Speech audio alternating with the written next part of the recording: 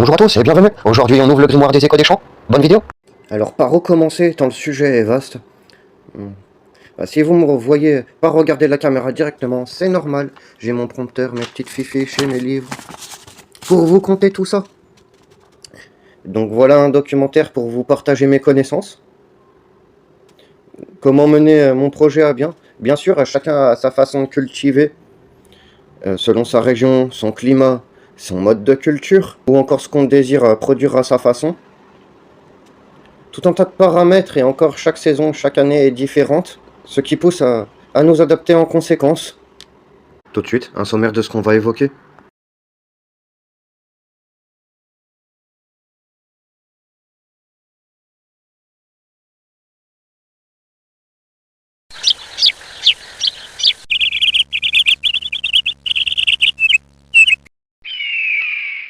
L'oxygène donne naissance aux oxydes, ou terres qui font la masse du sol arable.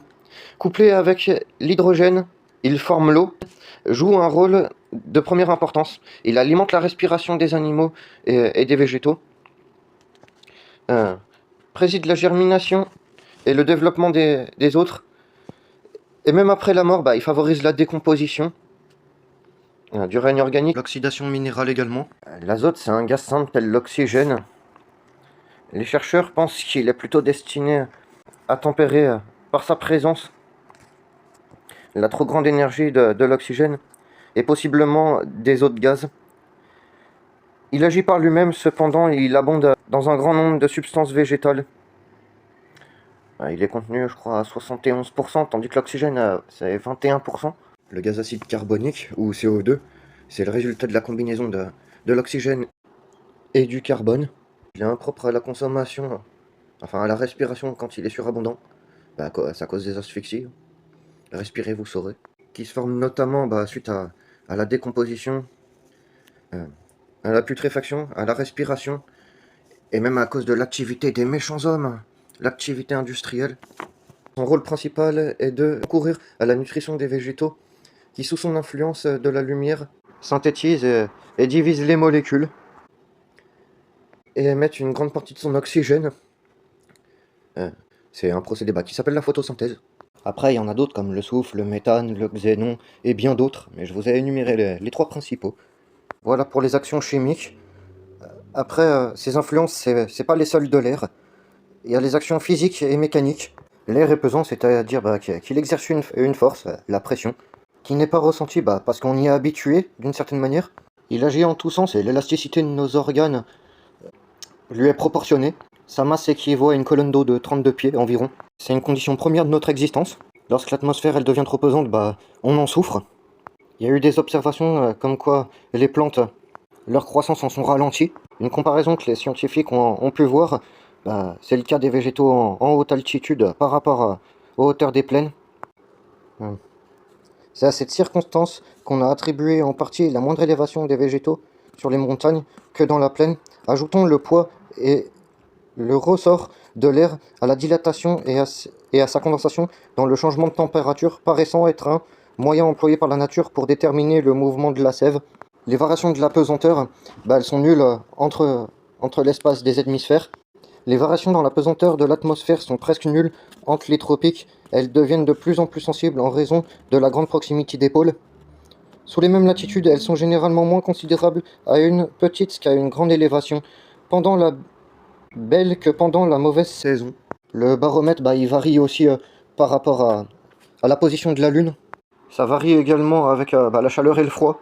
Les variations engendrées, ça pourrait expliquer la direction, la force du vent, ces paramètres qui influent sur l'ensemble des gaz présents dans l'air. Sinon, il y aurait des poches un peu partout. Voilà. Ça la rendrait inhabitable. Si on se viande par rapport à la force que le vent il peut avoir, genre les ouragans, les tempêtes, l'impétuosité des vents n'est pas toujours si grande que ce qu'on peut la contenir ou la modérer. Les vents, c'est une cause de variation du poids de l'air dans l'atmosphère. Lorsque l'air est chargé d'humidité, il favorise les végétaux à pousser. Par exemple, type les climats tropicaux. Au contraire, ça provoque une aridification. Pendant la belle saison, le sol il se dessèche plus facilement, plus rapidement. Si tout effort humain vient échouer devant l'effet terrible des tempêtes et les encourage L'impétuosité des vents n'est pas toujours si grande qu'on puisse bah, la contenir ou la modérer. Les montagnes, les forêts forment autant d'obstacles naturels qu'un cultivateur intelligent pour mettre à profit, lorsqu'il connaît bien le climat qu'il habite. Des murailles, des massifs, des plantations, c'est tout aussi efficace comme abri pour les cultures.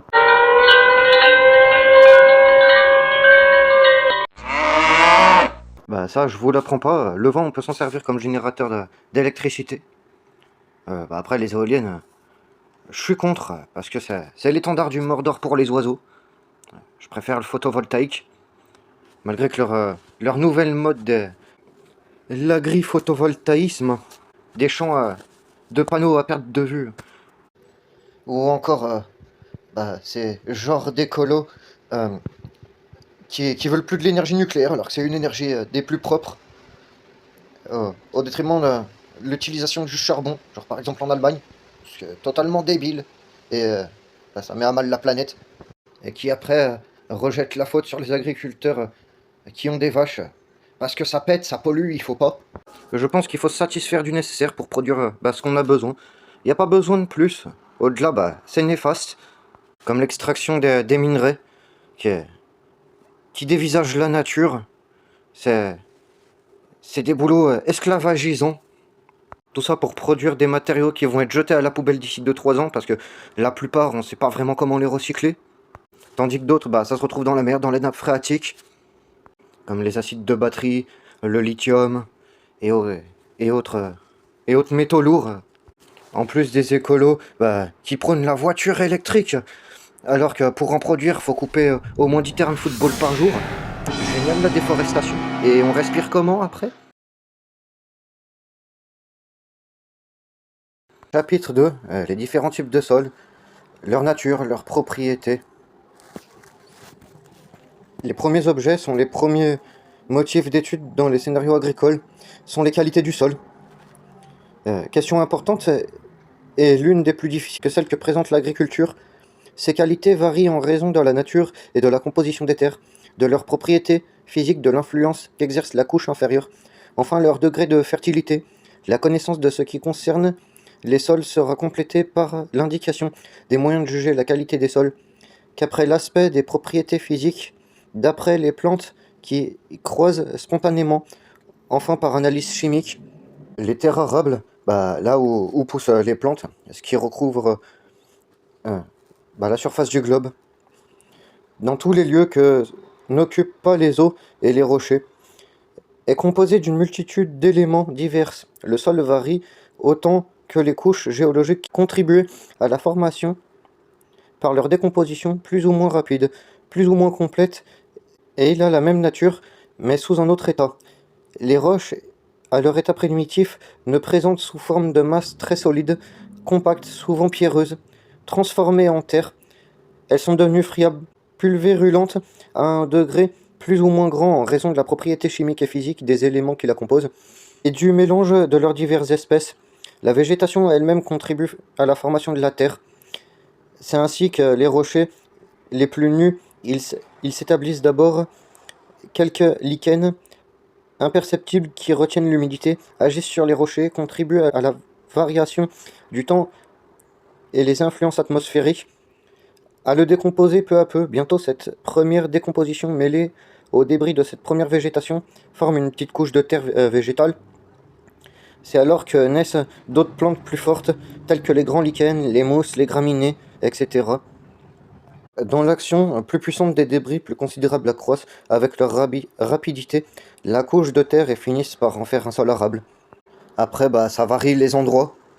Il y a des endroits qui favorisent plus la décomposition des éléments, d'autres, il y a moins de végétation, donc moins d'épaisseur. Ainsi, sa composition est très variée. Celles qui sont les plus terreuses, c'est là où ça favorise le mieux la décomposition des végétaux. Les terres arables, elles sont divisées en 3 parties. Les terres argileuses, les terres sableuses et les terres calcaires. C'est ce qui forme ce qu'on appelle le complexe argilo-humique, en gros la composition de votre sol. Et le degré de fertilité de votre sol, ça dépend cela. Le feu également contribue en différentes manières, notamment le cœur de la Terre, qui est du magma. je sais pas si on peut dire ça comme ça, mais le Soleil aussi, qui est constitué de plasma, qui rayonne et réchauffe via la réaction nucléaire qui transforme c'est quoi déjà l'hydrogène en hélium. J'aurais bien enregistré mon documentaire en entier, mais le logiciel et à la fois mon portable, ils prennent pas un format qui est plus grand. Donc je la ferai en plusieurs parties. Donc voilà, ça c'était la partie 1. J'espère que cette vidéo vous aura plu. Partagez et likez. Ça m'aidera à développer la chaîne et à la rendre plus visible sur les algorithmes de YouTube. Sur ce, à la prochaine. On dit que les bouquins c'est pas fait pour les chiens. Ben moi je suis pas d'accord. Au moins ça me laisse le temps de lire aussi. Je m'en suis par moi-même.